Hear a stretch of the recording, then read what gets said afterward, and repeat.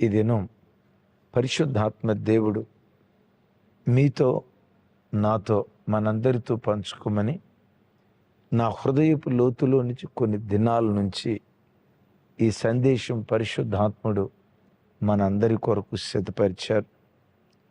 చాలాసార్లు సమస్యల వలయంలో చిక్కున్నప్పుడు ఎలా దీనిలో నుంచి గట్టెక్కాలి, అసలు దీనిలో నుంచి గట్టెక్కగలుగుతామా లేదా, ఈ సమస్యలు మింగేస్తాయేమో, ఈ సమస్య పరిష్కరించబడదేమో, ఈ సమస్య సతాయించి నా ప్రాణం తీసేస్తుందేమో, ఇంక అయిపోయింది నా పని, ఈ సమస్య నాకు పెద్ద సవాలుగా పెను సవాలుగా మారిపోయింది, దీన్ని నేను ఛేదించలేనేమో, గట్టెక్కలేనేమో అని ఆలోచించి ఆరోగ్యాన్ని అనేకులు పాడు చేసుకుంటున్నారు. తమ్ముడా చెల్లి, ఏ సమస్యలో చిక్కున్నావా? ఏ సమస్యలే వలయమైనా నిన్ను ఆవరించిందా? దీనిలో నుంచి నేను బయటికి రాలేను, ఈ సమస్య నన్ను మింగేస్తుంది అని ఆలోచించి ఏడ్చి రాత్రి నువ్వు పండుకున్న పడక తడిచిందా? నీ తల కింద పెట్టుకున్న దిండు నీ కన్నీళ్లతో ఆ దిండు తడపబడిందా? నీతో ఈరోజు ప్రభు చెప్పమని నా హృదయాన్ని పురికొల్పుతున్న మాట, ఏ సమస్యతో పీడించబడుతున్నా సమస్య నీకు రాకమునిపే పరిష్కారాన్ని కూడా దేవుడు ముందుగానే సిద్ధపరిచాడు. ఆమేనను. ఈరోజు ఏ సమస్య వచ్చినా, రేపు రాగల దినాల్లో భవిష్యత్తులో ఏ సమస్య రాబోతున్నా సమస్యకు ముందే అనంత జ్ఞాని అయిన దేవుడు పరిష్కారాన్ని కూడా ముందుగానే సిద్ధపరిచాడు. ఆమె సహాయం దొరకదు అని అనుకునే చోట కూడా ఆశ్చర్యకరమైన సహాయాన్ని పంపి నిన్ను ఆదుకోవటానికి నీ దేవుడు శక్తి కలిగినవాడు. సంఘమా, నీవు ఆరాధించే దేవుడు అనంత జ్ఞాని. మరో మాటలో చెప్పాలంటే భవిష్యత్ జ్ఞాని. పేతురు వారు ఆ మాట అంటారు, భవిష్యత్ జ్ఞాని. భవిష్యత్తులో నీ జీవితంలో నా జీవితంలో ఏం జరగబోతుందో ముందుగానే దేవుడు ఎరిగి సమస్య రాకమునిపే పరిష్కారం, సహాయం దొరకదు అని అనుకునే చోట కూడా ఆశ్చర్యకరమైన సహాయాన్ని నీకు పంపే దేవుడు.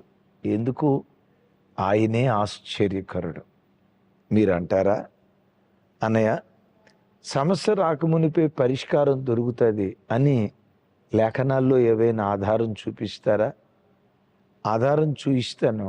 ఆధారానికి ముందు ఒక మాట, మ్యాక్సిమం అందరూ చదువుకున్న వాళ్ళే, ఏదో కొద్దిమంది చదువు లేని వాళ్ళు ఉండుండొచ్చు, పర్వాలేదు.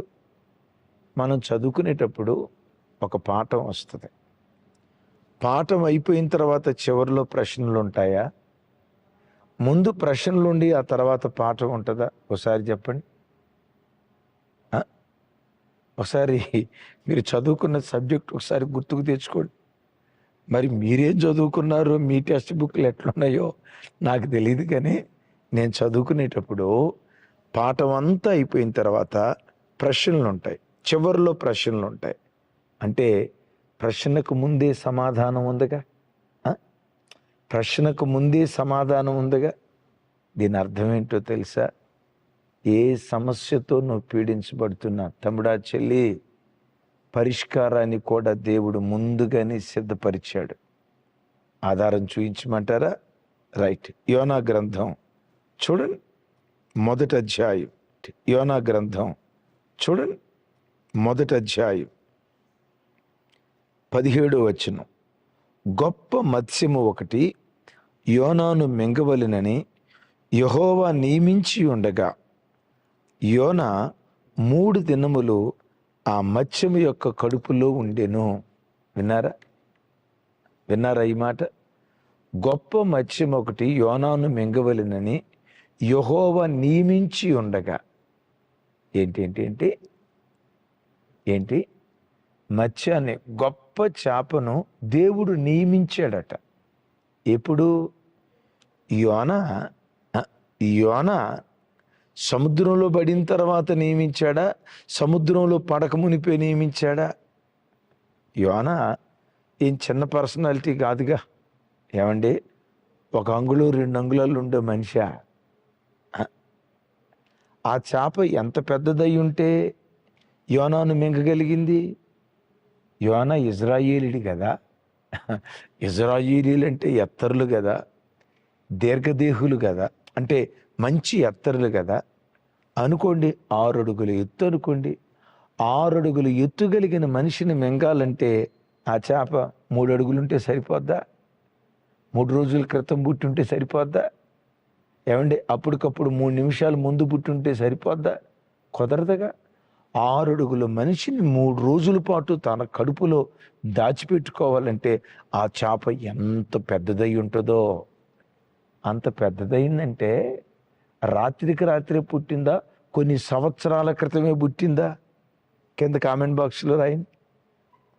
కింద కామెంట్ బాక్స్లో రాయండి. అది ముందుగానే ఎప్పుడో పుట్టి ఉంటుందా, రాత్రికి రాత్రి పుట్టి ఉంటుందా?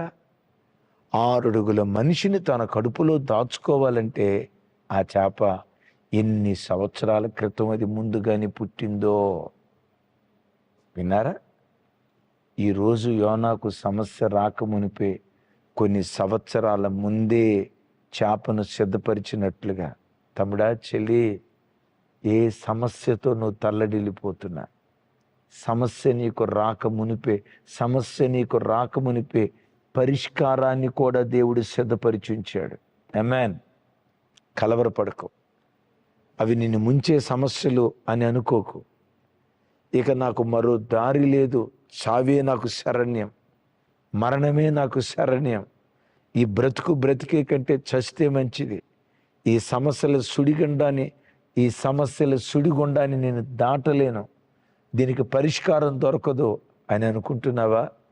అనంత జ్ఞాని అయిన దేవుడు, భవిష్యత్తు జ్ఞాని అయిన దేవుడు ఈరోజు నువ్వు అనుభవించే ప్రతి సమస్యకు పరిష్కారాన్ని దేవుడు ముందుగానే సిద్ధపరిచుంచాడు అన్న సంగతి గ్రహించి ఈ మాట వింటుండగా ప్రభుని స్తుతించు. ఒకరోజు ఒక తల్లి, అయ్యా ఈ కూతురు పెళ్లి చేయగలుగుతానో లేదో, ఈ కూతురు పెళ్లి కళ్ళతో చూస్తానో లేదో, చూడకుండానే చచ్చిపోతానేమోనయ్యా, బలబల ఏడుస్తుంది. అసలు ఈ కుమార్తె విషయంలో ఈ సమస్య పరిష్కరించబడుతుందో లేదోనయ్యా ఏడుస్తుంది. నేను నవ్వుతా ఏమన్నాను తెలుసా? అమ్మా, కలవరపడకమ్మా, నీ కూతురికి భర్తను దేవుడు సిద్ధపరిచాడు. ఎస్, నీ కూతురికి దేవుడు భర్తను సిద్ధపరిచాడు. అయ్యా, ఎక్కడ సిద్ధపరిచాడు? అమలాపురంలోనా, అమరావతిలోనా, హైదరాబాదులోనా, అమెరికాలోనా? ఎక్కడ సిద్ధపరిచాడయ్యా? ఎక్కడ సిద్ధపరిచాడయ్యా? నా బిడ్డకి ఎక్కడ సిద్ధపరిచాడయ్యా? అమెరికాలోనా, హైదరాబాదులోనా అని అందా తల్లి. నేను అన్న, ఆదికాండంలో సిద్ధపరిచాడమ్మా అన్న. ఆదికాండంలో సిద్ధపరచడం ఏంటి అయ్యగారు? ఆదికాండంలో ఎక్కడున్నాడో తెలుసా? అవ్వమ్మ పుట్టక మునిపే ఆదాముని దేవుడు సిద్ధపరచలేదా? నీకు కుమార్తె పుట్టక మునిపే, నీ గర్భంలో నుంచి బయటకు రాక మునిపే నీ కుమార్తెకు భర్తను దేవుడు సిద్ధపరిచాడు. ఇది ఎరిగి ప్రభుని స్తుతించమా. సమస్యకు ముందుగానే పరిష్కారాన్ని దేవుడు సిద్ధపరిచాడు. ఆ మాట వింటంతో ఆ తల్లి వలవల ఏడుస్తుంది. నా గుండెల నిండా నాకు ఇప్పుడు ధైర్యం వచ్చిందయ్యా, ఇంకేడవను, నా కుమార్తె పెళ్ళి అయిపోయిందయ్యా. ఎక్కడైందమ్మా కుమార్తె పెళ్ళి అన్న? ఏముందో తెలుసా? నవ్వుతో, ఆదికాండంలో అయిపోయిందయ్యా అంది. ఆదికాండంలో అయిపోయిందయ్యా అంది. విన్నారా? యోనా చేప సముద్రంలో పడక మునిపే మత్స్యాన్ని ముందుగానే దేవుడు నియమించాడు. మరి నియమిస్తే నా సమస్యకు పరిష్కారం ఉందని చెప్తున్నారు. మరి ఏది కనపట్ల? సరి అయిన సమయం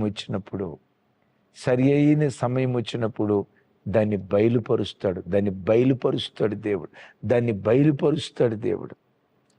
అయ్యో ఈ కొడుకు మరణాన్ని నేను చూడలేనని ఆ తల్లి వింటి వేత అంత దూరం వెళ్ళి ఏడుస్తూ ఉంటే ఆ చిన్నవాడు యెహోవాకు మొరపెట్టాడట. విన్నారా? తల్లి ఏమో బాధ భరించలేక దుఃఖంతో ఏడుస్తూ ఉంటే ఆ చిన్నవాడు తన తండ్రి ఆరాధించిన దేవుని గుర్తుకు తెచ్చుకొని, తన తండ్రి దేవుని సన్నిధిలో పెట్టిన మొర గుర్తుకు తెచ్చుకొని, నా తండ్రి మొర ఆలకించిన దేవుడు నా మొరలు ఆలించడా, నా మొర ఆలకించడా? తప్పకుండా ఆలకిస్తాడని ఆ చిన్నవాడు దేవుని సన్నిధిలో మొరపెట్టడం ప్రారంభించాడు. ఏం జరిగిందో తెలుసా? ఆ చిన్నవాడి మొర దేవుడైన యెహోవా విన్నాడు. ఓ చిన్నదానా, ఓ చిన్నవాడా, నేను పరిశుద్ధతలో చిన్నవాడినయ్యా, నా ప్రార్థన వింటాడా? నా విశ్వాసం చిన్నదయ్యా, నా ప్రార్థన వింటాడా? నా భక్తి జీవితం చిన్నదయ్యా, ఈ చిన్న భక్తి జీవితంతో ప్రార్థన చేస్తే ఆ గొప్ప దేవుడు వింటాడా? నీ చిన్న విశ్వాసాన్ని దేవుడు ఘనపరుస్తాడు. ఆ చిన్నవాడి మొర ఆలకించిన దేవుడు నిశ్చయంగా నీ మొర కూడా ఆయన ఆలకిస్తాడు. ఆమేనను. తప్పకుండా ఆలకించి నీకు ప్రత్యుత్తరం ఇస్తాడు.